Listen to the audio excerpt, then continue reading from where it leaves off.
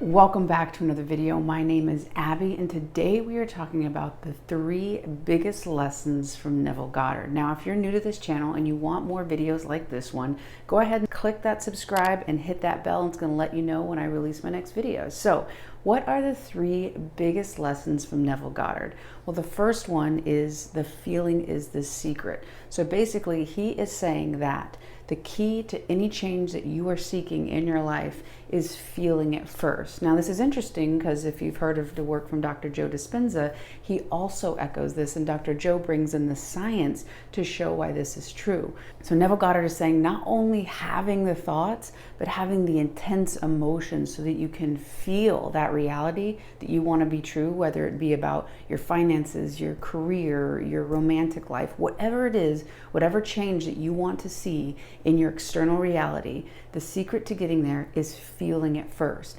essentially being. And in Dr. Joe Dispenza's work, he talks about this produces an electromagnetic signature unique for whatever it is you're thinking and whatever it is you're feeling. Dr. Joe says, well, how you think, how you act, and how you feel is your state of being. So putting that on top of what Neville Goddard said way back in the 40s and 50s, he was saying these same words, that feeling is the secret. What you're thinking and what you're feeling ultimately is what you're going to send out. And whatever you send out, you're going to get back and see that in your reality. So lesson number 1 is the feeling is the secret to the change you want in your life. Now, the second big key to Neville Goddard's teaching is the law of assumption. What is the law of assumption? Whatever it is that you are assuming to be true about your life, about you, about how the world works, all of it, it's true. Why? Because you've given it permission and consent.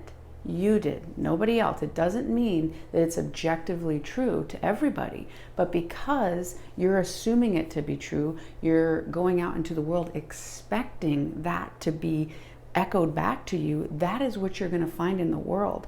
So your imagination is huge into this, because how you use your imagination, whether it's to create a life that you enjoy, whether it's to create financial abundance, great relationships, or if you've been using your imagination from fear and anxiety and worry, and you've been looking and saying, oh no, what's the worst thing that's going to happen? Or when's the other shoe going to drop and this bad thing going to happen? You're going through the world walking with that. If you go back to the first lesson, the feeling is the secret, you can see that you are being that person. You're using the law of assumption to be that person, realizing what your imagination is doing to create and influence the law of assumption is powerful, and bringing awareness into that, expanding that consciousness of what you're doing so that you can take responsibility and choose different actions. Now, Florence Scovel Shinn, which was before Neville Goddard, says that your imagination is the scissors of your mind. And if you think about, people put collages out, right? They go and they cut out different clippings from magazines and newspapers, and they create a vision board. Essentially, that's how you can think of your imagination as you're going out into the world, how you're seeing and imagining who you are. That has a lot to do with your self-concept, who it is that you think you are.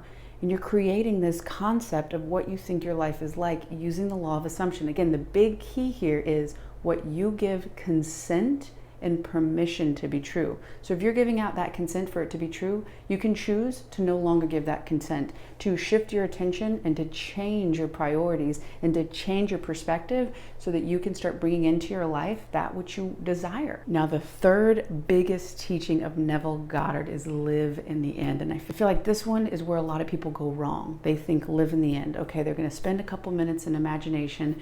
They're gonna feel what it feels like to have that inexperience be reality. And then they get up from that moment and then they go about their day and they shift back into the old state of being. Well, again, like we talked about earlier for Dr. Joe Dispenza, if you're sending out a broadcast where poverty, abandonment, worry, stress, all these things are happening, even though you spent those few moments in that reality that you want, and you were living in that end.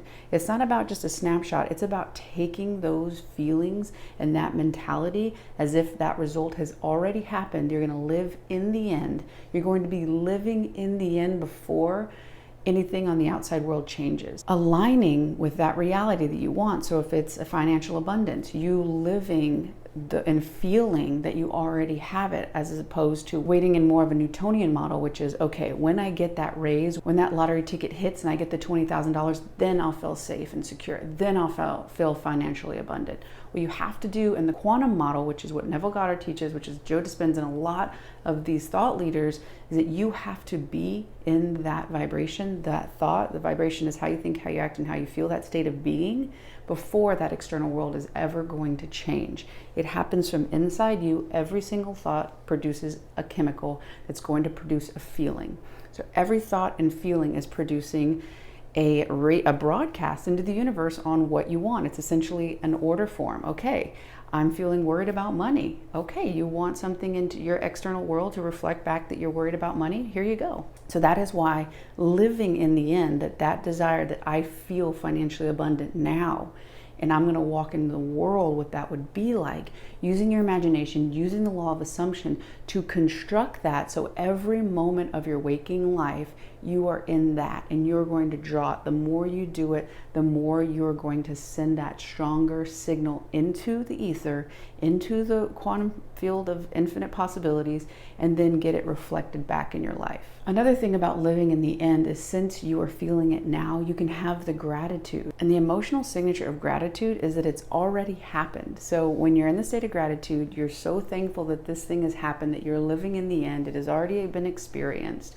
And you can literally help amplify that living in the end lesson from Neville Goddard by having gratitude. And again, Dr. Joe Dispenza says the greatest state of receivership, the greatest way to receive that gift from the universe, is to be in a state of gratitude, because it is signaling that that thing already happened. It is the ultimate live in the end. So remember that with this teaching, it's critical for you to do it throughout the whole day, not just imagine here and there, but you need to essentially shift your state of being, your cybernetic mechanism, your self-image, that is who you are, that is what is natural, and that is how you're living your life. Once you do that, manifestation is another word for reveal. You're going to reveal what you really think about yourself with what you see reflecting back in your 3D reality. I really hope you've enjoyed this video. If you have, click the subscribe button, hit the like button. It really helps spread this information, support this channel, and I'll see you on the next one.